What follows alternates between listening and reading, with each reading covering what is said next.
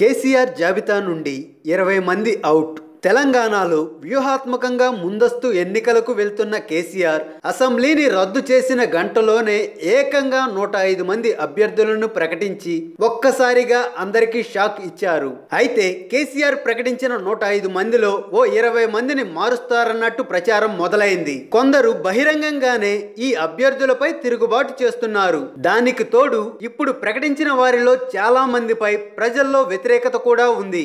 మరికొన్ని చోట్ల కొందరు అభ్యర్థులు గెలిచే అవకాశమే లేదంటున్నారు. మొదట 105 మంది జాబితాలో ఎలాంటి మార్పులు లేవని కరాఖండిగా చెప్పిన టీఆర్ఎస్ బాస్ కేసీఆర్ ఇప్పుడు మాత్రం మార్పులుంటాయంటూ లీకులు ఇస్తున్నారు.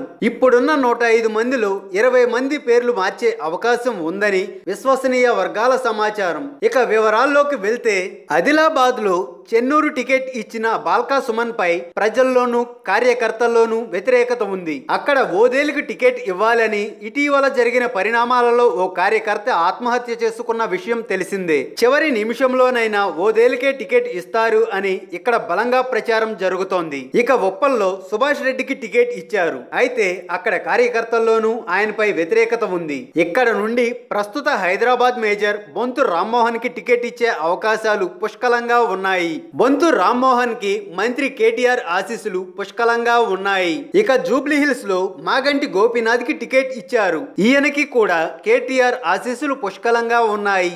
అయితే ఇక్కడ కార్పొరేటర్లు అందరూ గోపీనాథ్ పై తిరుగుబాటు బావుట ఎగరేస్తున్నారు. ప్రస్తుతం పార్టీలో నెలకొన్న పరిస్థితి చక్కబెట్టేందుకు స్వయంగా కేటీఆర్ఏ రంగంలోకి దిగారు. అయితే మాగంటి గోపీనాథ్ ని ఎమ్మెల్యే అభ్యర్థిగా ఒప్పుకోము అని, ఖచ్చితంగా అభ్యర్థిని మార్చాల్సిందే అని కార్పొరేటర్లు తెగేసి చెబుతున్నారు. మరి చివరికి గోపీనాథ్ బరిలో ఉంటారో లేదో చెప్పలేం. ఇక నిజామాబాద్ లో బోధాన్ నుండి షకీల్ కి టికెట్ ఇచ్చారు. టిఆర్ఎస్ లో మైనారిటీ వర్గానికి చెందిన నేత ఆయనే. అయితే ప్రజల్లోనూ కార్యకర్తల్లోనూ ఆయనపై తీవ్ర వ్యతిరేకత ఉంది. అక్కడ ఇటీవల టిఆర్ఎస్ లో చేరిన టీడీపీ రాష్ట్ర కార్యదర్శి మోహన్ రెడ్డికి టికెట్ ఇచ్చే అవకాశం ఉంది. ఇక వరంగల్ లో పరకాల నుండి ప్రస్తుతం బరిలో ఉన్న ఎర్రబెల్లి దయాకర్ ని వరంగల్ ఈస్ట్ కి మార్చి ప్రస్తుతం అక్కడ టిఆర్ఎస్ జిల్లా పార్టీ అధ్యక్షుడిగా ఉన్న రవీంద్రరావుని పరకాలలో బరిలో దించాలని గులాబీ బాస్ ఆలోచిస్తున్నారట. మరి దీనికి ఎర్రబెల్లిని ఎలా కన్విన్స్ చేస్తారో చూడాలి. ఇక మహబూబాబాద్ నుండి బరిలో ఉన్న శంకర్ నాయక్ పై కూడా ప్రజల్లో తీవ్ర వ్యతిరేకత ఉంది. ఈయనను తప్పించి రాగా నాయక్ కూతురు కవితకి టికెట్ ఇస్తే బాగుంటుంది అని పార్టీలో జోరుగా చర్చలు నడుస్తున్నాయి. ఇక మిర్యాలగూడ నుండి పోటీలో ఉన్న భాస్కర్ రావుపై కూడా కార్యకర్తల్లోనూ ప్రజల్లోనూ వ్యతిరేకత ఉంది. దీంతో ఇక్కడ నుండి గుత్తా సుఖేందర్ రెడ్డికి టికెట్ ఇవ్వాలని టిఆర్ఎస్ అధిష్టానం భావిస్తుంది. ఇక వరంగల్ స్టేషన్ గోంపూర్ నుండి డాక్టర్ టి రాజయ్యకి టికెట్ ఇచ్చారు. అయితే ఆయనపై ప్రజల్లోనూ పార్టీ కార్యకర్తల్లోనూ తీవ్ర వ్యతిరేకత ఉంది. దానికి తోడు ఇటీవల ఆయన వరుస వివాదాలలో చిక్కుకోవడం, ఆయన పనితీరు గమనించిన గులాబీ బాస్ అక్కడ రాజయ్యను తప్పించి కడియం శ్రీహరికి కానీ ఆయన కూతురికి కానీ బీఫామ్ ఇచ్చే అవకాశం ఉంది అని గుసగుసలు వినిపిస్తున్నాయి. ఇక నల్గొండ నుండి కంచర్ల భూపాల్ రెడ్డికి టికెట్ ఇచ్చారు. అయితే ఆయనపై పార్టీ కార్యకర్తలలో సానుకూలత లేదు. గతంలో పోటీ చేసి ఓడిపోయిన దుబ్బాక నరసింహారెడ్డిపై ప్రజల్లో సానుకూలత ఉంది. దీంతో చివరి నిమిషంలో ఆయనకే కేసీఆర్ బీఫామ్ ఇచ్చే అవకాశం ఉంది. ఇక ఆదిలాబాద్ లో రేఖా నాయక్ కి టికెట్ ఇచ్చారు. అయితే ఈమెపై ప్రజల్లోనూ కార్యకర్తల్లోనూ తీవ్ర వ్యతిరేకత ఉంది. ఇక్కడ నుండి బలమైన నేతకి టికెట్ ఇచ్చే అవకాశం ఉంది. ఇక కూకట్పల్లి నుండి మాధవరం కృష్ణారావుకి టికెట్ ఇచ్చారు. ఆయనపై ప్రజల్లోనూ కార్యకర్తల్లోనూ విశ్వాసం లేదు. ఇక్కడ ఆంధ్ర ఓట్ బ్యాంక్ కూడా ఎక్కువ. సో మరో బలమైన అభ్యర్థి కోసం కేసీఆర్ రహస్యంగా నివేదికలు తెప్పించుకుంటున్నారు. ఇక శేర్లింగంపల్లి నుండి ఆర్కేపూడి గాంధీకే టికెట్ ఇచ్చారు. ఇక్కడ ఆంధ్ర ఓట్ బ్యాంక్ ఎక్కువ. ఆ ఓట్లతోనే ఆయన టీడీపీ తరపున 2014లో అత్యధిక మెజారిటీతో గెలిచి ఆ తరువాత టిఆర్ఎస్ లోకి జంప్ అయ్యారు. ఆయనపై ప్రజల్లోనూ కార్యకర్తల్లోనూ వ్యతిరేకత ఉంది. పైగా మహాకూటమిలో భాగంగా టీడీపీ తరపున ఇక్కడి నుండి నందమూరి హరికృష్ణ తనయుడు కళ్యాణ్ రామ్ బరిలో దిగుతారు అనే ప్రచారం జరుగుతోంది.